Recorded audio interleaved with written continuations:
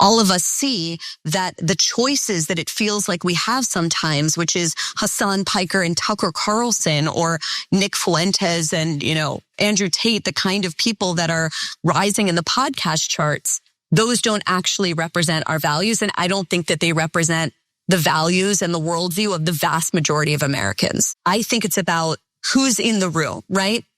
I think it's about redrawing the lines of what falls in the 40-yard lines of acceptable debate and acceptable American politics and culture.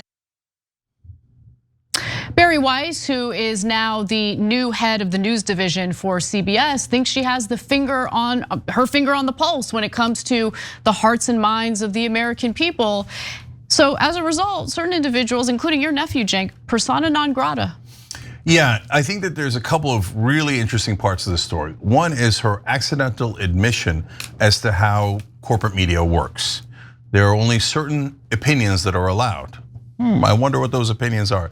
Second of all, you are going to crack up so much at who she says is unlike those people who are all incredibly successful in media, who is so charismatic that they belong on CBS.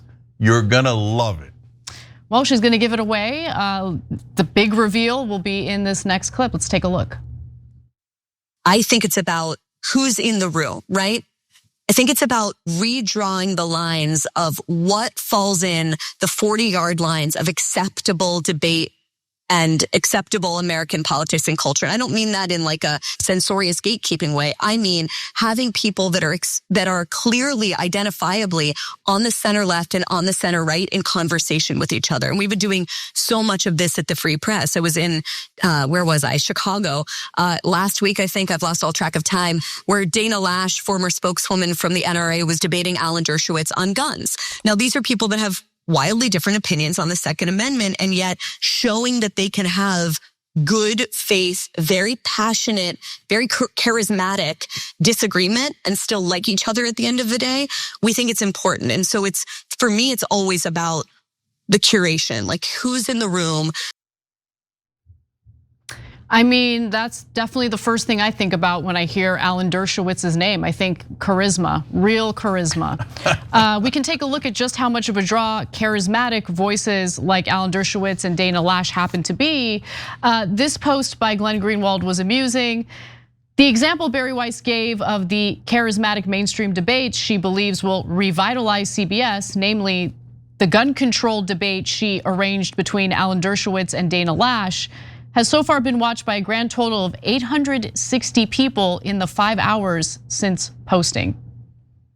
Finger on the pulse, finger on the pulse. Okay, so there's so many wonderful admissions in there. So Alan Dershowitz is charismatic, but Hasan and Tucker aren't. Okay, the numbers would say otherwise by a lot, by planets, okay?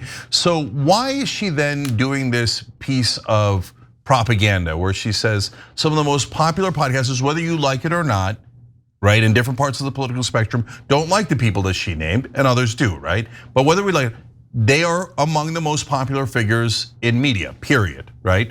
Dershowitz and Loesch, nobody's heard of in a long time, other than them being hilarious clowns, pro-Israel, pro-Epstein weirdos, right? That like have the respect of literally no one, right? So she says the debate has to be within the 40-yard lines. So she's saying out loud, we do not allow diversity of opinion. You have to be within a very strict, by the way, within the 40s is only 20 yards. No. The other 80 yards of American dialogue is not allowed in corporate media, legacy media, right? She's okay with diversity of opinion. It just needs to be limited to a very, restricted, like the confines of what she deems to be appropriate debate and discussion in polite society. But here's the thing that she's failing to realize. And by the way, this is a point I wanna make to everyone who's on the warpath against Nick Fuentes. So look, I get the knee-jerk urge to wanna just censor the people you don't like and agree with. I get that. That is a huge mistake because you can't destroy an idea by trying to censor it. What you can try to do is dismantle it. And what I've seen, I was just watching Piers Morgan's show today, and it was a complete circus Because you have half the panel that's, understandably against Nick Fuentes, but not one of them, not a single person who was against Nick Fuentes actually tackled Nick Fuentes' arguments, the substance of his arguments and his ideas. They just engaged in ad hominem attacks and calls for cancellation and censorship. That's not gonna work. Well, in a sense, that's the good news. So look, I got no love for Fuentes' talk about the Jews run this or that, or you shouldn't race mix, or blah, blah, blah. I got no interest in that. But is he talking about the same problem that all of the popular podcasters and online shows are? Yeah, it doesn't take a rocket scientist to figure out what the problem is, which is that our government doesn't work for us. Exactly. And do they just work for Israel? No. Israel's just the tip of the iceberg. They work for the donors, whoever bribes them, they work for, period. Now, corporate media, that Bari Weiss is now in charge, partly in charge of CBS. Well, she's totally in charge of CBS, and they might buy CNN as well, by the way, that same group. So the corporate media says, no, there is no such problem. The donors barely have any influence on politicians, and politicians are honorable people, and they're not corrupt. Well, that's a lie, and that's such a big lie that they've lost all credibility. So that's why people are going to people that are accurately assessing the problem. When the corporate media doubles down and says, no, they're hateful people, and you shouldn't even listen to them on what they're saying about the problem, that makes them less credible.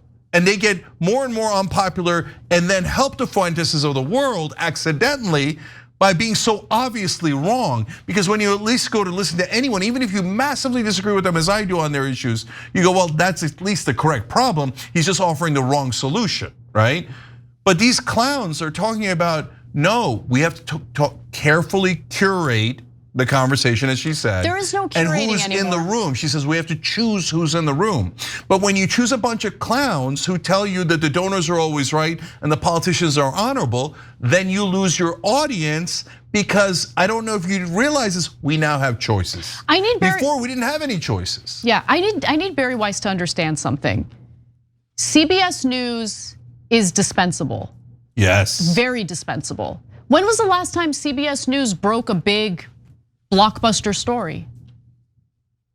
What, like, honestly though, CBS News, I can avoid ever tuning in. I can avoid ever going to its news division's website. I can just avoid CBS entirely and I'll be totally fine. So this idea that you get to curate, which is a euphemism for, essentially gatekeeping certain ideas and certain voices, that's only going to accelerate the extinction of this dinosaur that you are now the head of, at least the news division part of it. So before, that's the reality. It is the reality. Two things come out of that. Before, when we did these kind of stories, I'd be so mad, right? Nowadays though, I'm more amused than mad. Why? Because before, those guys did have a monopoly on media. We were a lone, 20 years ago, we're a lone voice in the wilderness, screaming, no, they're lying to you. The politicians are corrupt, they're obviously working for the donors. And we're gaslit, oh, you guys are radicals and heretics, etc. And they had it, but now they're out in the woods. No, like for people under 45, they look at places like CBS as a total joke. Oh, that propaganda outlet that's telling us that everything is great and we should, love our corporate overlords, right? Mm-hmm. No, so now as I look at it, I'm not angry anymore because they're accidentally doing us a favor. Hiring Bari Weiss is accelerating the destruction of CBS and corporate media, because it's going in the exact wrong, it's doubling down, quadrupling down on the wrong direction that led them into this debacle in the first place. No one thinks Dana Loesch and Alan Dershowitz are hot.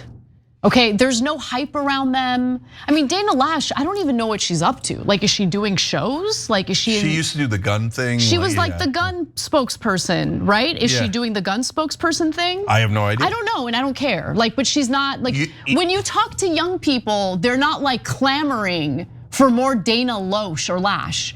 I mean, come on. But put her aside for a second. Alan Dershowitz?